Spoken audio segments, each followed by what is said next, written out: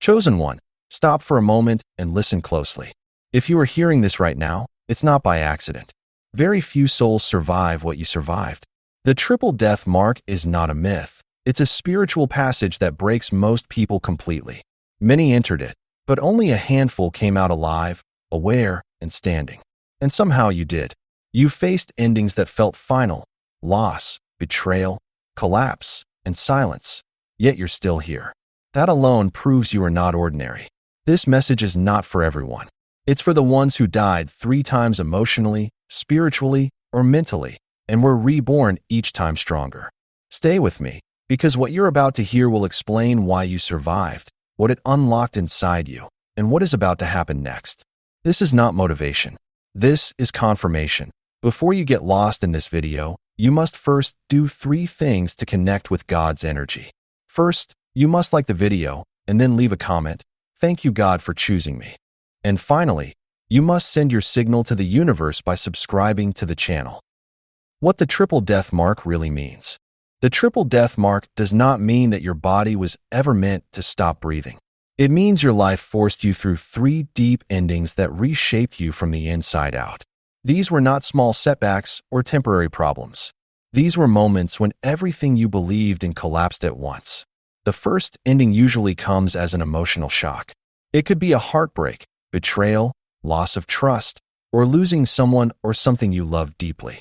That phase breaks your heart and teaches you pain in its rawest form. You realize that love, people, or situations you relied on were not as permanent as you believed. The second ending goes even deeper. It attacks your identity. You start questioning who you are, what your purpose is, and whether anything you are doing even matters. Confidence fades. Direction disappears. You may feel lost, confused, or disconnected from the person you once were. The third ending is the hardest because it drains your inner strength. This is the phase where you feel tired of trying, tired of hoping, and tired of believing. You don't want attention or sympathy, you just want rest. Many people stop moving forward at this stage because it feels like there is nothing left inside to fight with. Most people only experience one such collapse in their entire lifetime, and even that feels unbearable to them. You experience 3. That alone sets you apart. Each time you fell, something old inside you had to die. The version of you that trusted too easily had to go. The version of you that blamed yourself for everything had to go. The version of you that believed pain meant failure had to go. These inner deaths were painful, but they were necessary. They stripped you down to your truth. They removed illusions, false hopes, and weak foundations that could never support the life you are meant to live. Surviving this does not mean you were strong all the time. It means you stayed even when you felt empty. It means you kept breathing even when you didn't see a reason to. That quiet survival is what marks you. The triple death mark appears only on souls who are meant to turn pain into understanding, wounds into wisdom, and endings into new beginnings. This was never about punishment. You were not being tested because you were weak. You were tested because you could handle it, even when you didn't believe that yourself. What broke you also shaped you. What ended your old life prepared you for a new one.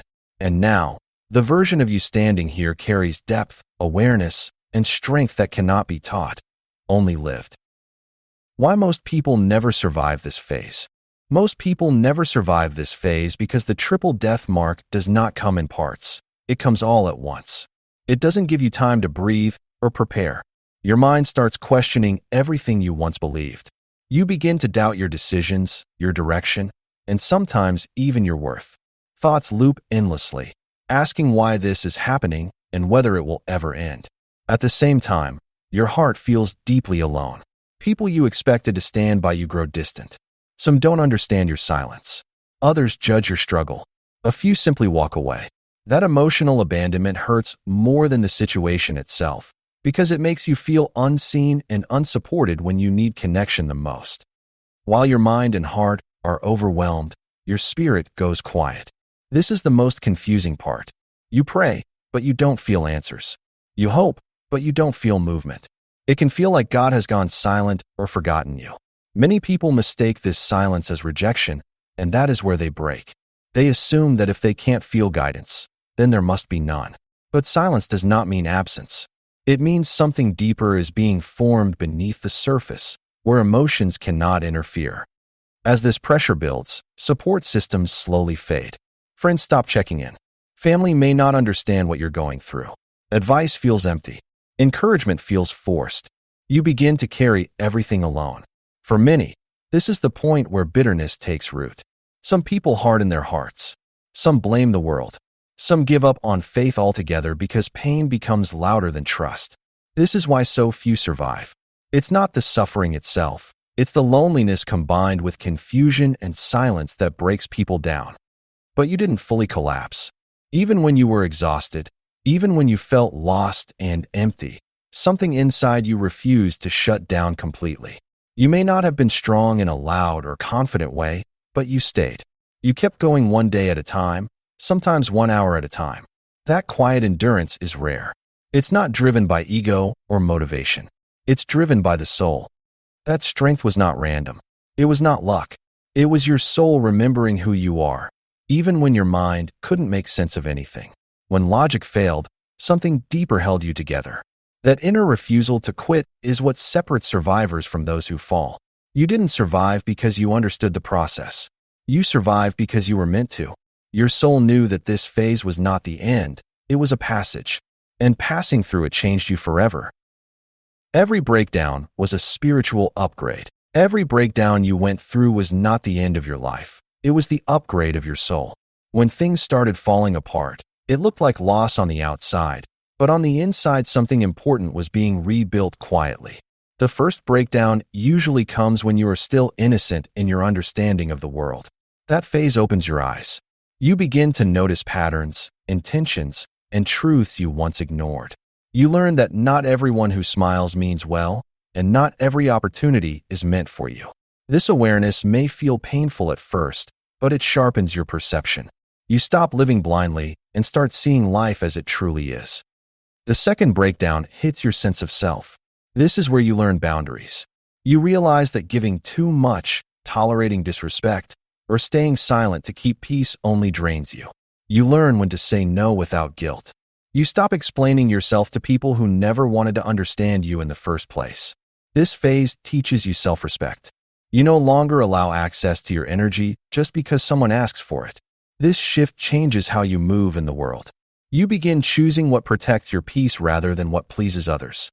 The third breakdown is the deepest one because it takes away control. This is where surrender is learned. You understand that not everything can be forced, fixed, or figured out by the mind. You release the need to control outcomes and instead trust timing. Surrender does not mean giving up. It means letting go of resistance. It means accepting that some battles are not yours to fight, and some doors are meant to close so better ones can open. Through these stages, your inner compass changes. Earlier, you trusted too easily. Now, you listen more than you speak and observe more than you react. Earlier, you chased approval and validation. Now, you value peace more than applause. Earlier, fear decided your moves. Fear of loss, fear of judgment, fear of being alone. Now, faith quietly guides you. You move with intention, not panic. This is the true work of the triple death mark. It removes illusion and replaces it with clarity. It reshapes you from the inside so you can live from truth instead of survival. You didn't just endure pain. You grew through it. You didn't just break. You transformed.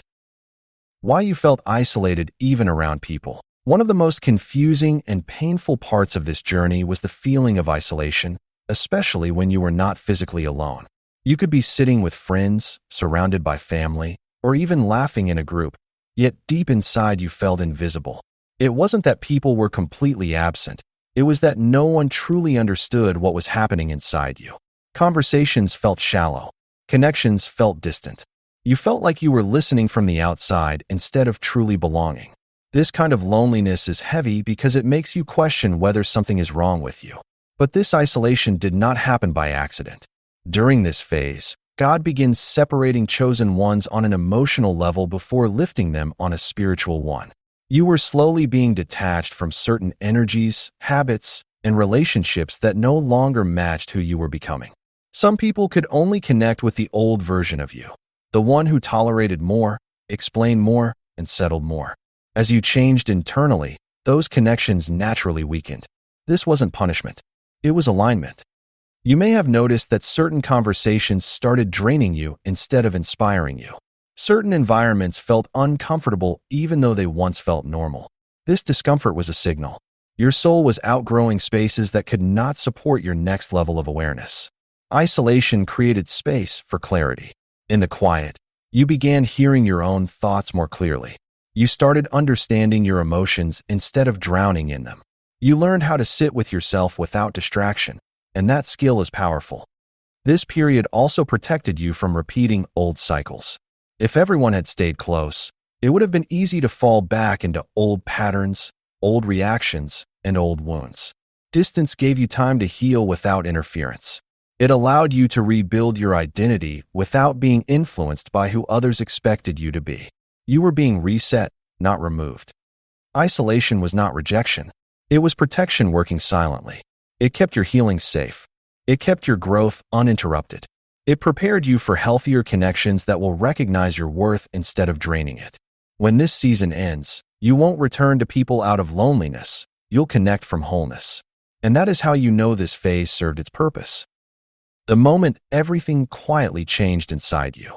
At some quiet point in your journey, something inside you changed without any announcement. There was no big event, no dramatic moment that told you everything was different. You simply began to notice that the same situations, words, or memories that once hurt you deeply no longer had the same power over you. They still existed, but they didn't shake you the way they used to. The pain was remembered, but it no longer controlled your reactions. This is not numbness. This is healing. Earlier, even small triggers could pull you back into old emotions. A message, a memory, or a certain tone of voice could reopen wounds instantly. But now, you pause before reacting. You breathe. You observe. You respond instead of exploding or shutting down. This calm didn't come from pretending everything was fine. It came from processing what hurt you and allowing yourself to move through it rather than around it. That shift marks the moment the triple death mark finished reshaping you. You didn't become distant or heartless. You became centered. You still care deeply, but you no longer lose yourself in other people's behavior. You stopped bleeding emotionally. Before, every reminder felt like reopening a wound. Now, it feels like touching a scar. It reminds you of what you survived, not what still hurts. This is a powerful difference. It shows growth, not loss of feeling. Another sign of this inner change is how you handle silence. Before, silence felt heavy and uncomfortable. Now, it feels peaceful. You are no longer desperate for validation, explanations, or closure. You understand that some answers come through acceptance, not conversation. You trust yourself more. You no longer chase clarity from people who once confused you. This shift also changes how you view the future. You stop fearing what might go wrong and start focusing on what feels aligned. You don't rush. You don't force outcomes. You allow things to unfold naturally. This is not weakness. It is strength built through experience. That quiet inner calm is proof that the hardest part is already behind you, even if your outer life hasn't fully reflected it yet. Inner change always comes first. When the inside settles, the outside follows. What you are feeling now is not emptiness, it's stability. And that stability means you are ready for what comes next. Why your blessing comes after silence, not noise. Your blessing is arriving in a very different way than you once expected. It is not coming with loud announcements, sudden applause, or instant celebration. Instead, it is arriving quietly, almost gently. At first, it feels like peace settling into your life. Your thoughts slow down. Your emotions feel steady. The inner chaos that once followed you everywhere begins to fade. This calm is not boring or empty. It is a sign that your soul has grown strong enough to rest. Peace is always the first gift because without it, no blessing can last. After peace comes stability. You begin to feel grounded again. Your days stop feeling unpredictable. You start trusting yourself and your decisions. Even when challenges appear, they no longer shake you the way they used to. Stability does not mean perfection. It means balance. It means you can handle life without falling apart. This stage is important because it creates a solid foundation for what comes next. Then comes alignment. Things slowly start making sense. Opportunities feel natural instead of forced. People who enter your life feel supportive instead of draining. You don't have to chase or beg anymore. What is meant for you begins to meet you halfway. This alignment happens because your inner world and outer life are finally working together instead of fighting each other. This quiet process happens because your soul has matured. Earlier, you wanted fast answers and quick miracles. You were desperate for change because pain made waiting feel unbearable. But now, you value depth over speed. You understand that fast blessings can disappear just as quickly. Lasting blessings need preparation. You needed to grow into someone who could receive without fear, manage without anxiety, and protect what is given without self-sabotage. God does not rush chosen ones into blessings. Rushing can cause loss. Instead, you are positioned carefully. Lessons were learned. Patterns were broken. Healing was completed. That preparation ensures that when the blessing arrives, it doesn't overwhelm you or slip away. You are no longer the person who would misuse, fear, or doubt what comes. What is coming to you will stay, not because life will be easy, but because you are finally ready to hold it with wisdom, gratitude, and confidence. Silence shaped you, and now, that silence is turning into something steady, real, and lasting. Your survival activated a higher purpose. Surviving what you survived was never about simply getting through pain and returning to a normal routine. You did not pass through 3 deep endings just to live an average, unnoticed life. Each experience changed you in a way that cannot be taught or copied. The pain you went through gave you depth. You now understand emotions, situations, and people on a level that goes beyond surface appearances. You can sense what others are feeling even when they don't say a word. That depth comes from lived experience, not from advice or books. Your losses also shaped your compassion. Because you know what it feels like to be broken, misunderstood, or alone, you naturally treat others with patience and empathy. You don't rush people's healing or judge their struggles. You listen without interrupting. You offer understanding without needing to fix everything. This compassion makes people feel safe around you. They open up because they sense you won't dismiss or minimize their pain. Your struggles gave you authority, not the kind that demands attention, but the kind that earns respect quietly. People listen to you differently now. Your words carry weight because they come from truth, not theory. Even when you speak simply, others feel it. They recognize that you've been through something real. Your calm presence speaks louder than loud confidence ever could. This authority doesn't come from trying to lead. It comes from being authentic. You may notice that people feel understood around you without you trying. Sometimes, they feel better just being in your presence. That's because your energy has changed. You don't rush, judge, or compete anymore. You hold space. You see people as they are, not as they should be. That ability is rare, and it is part of your higher purpose. You are not meant to impress people with success, titles, or words. You are meant to awaken something inside them. Your journey allows others to feel seen, heard, and hopeful again. Without forcing it, you remind people that healing is possible and that strength can be quiet. This is why you survived. Your life is meant to touch others simply by being real. What happens next after the triple death mark? After the triple death mark, life does not return to how it was before, and that is a good thing. What comes next is a season of alignment. This means that things begin to fit naturally instead of feeling forced. Opportunities start appearing that actually match your effort, values, and growth. You no longer have to beg, chase, or prove yourself. The right chances recognize you because you have grown into the person who can handle them. Even small openings feel meaningful because they lead somewhere real.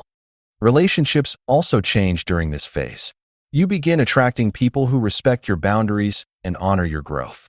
There is less confusion and less emotional exhaustion. Conversations feel balanced instead of draining. You are no longer trying to be understood by the wrong people. Mutual respect replaces constant explanation. This shift brings relief because connection finally feels safe again. Another important change is peace. This peace is different from temporary happiness. It doesn't disappear when life gets challenging. You still face problems, but they don't knock you off balance. You trust yourself to handle whatever comes. This inner steadiness allows you to move through difficulties without panic or self-doubt. You respond with clarity instead of fear. You will also notice that doors begin opening without force. Things move forward naturally. Plans flow instead of falling apart. When something isn't meant for you, it closes gently instead of painfully. This guidance feels subtle but consistent. You stop feeling lost. Decisions become clearer. You sense direction even when the full picture isn't visible yet. The most powerful shift happens within you. You stop questioning whether you were chosen.